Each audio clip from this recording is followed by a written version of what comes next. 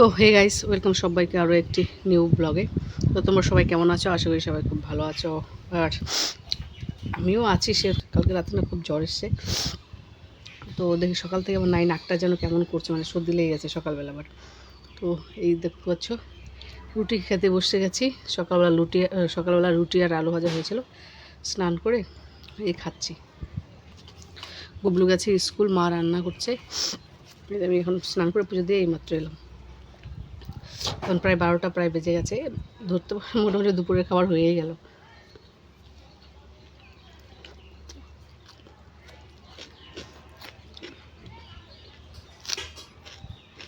ভালোই লাগছে না।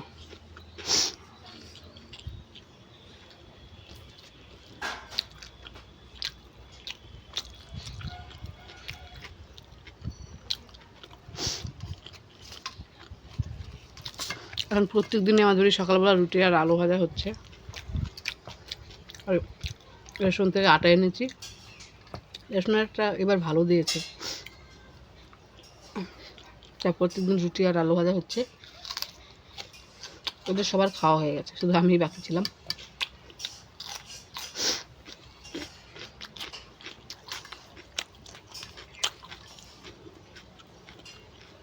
তো যাই হোক, খেয়ে নিই।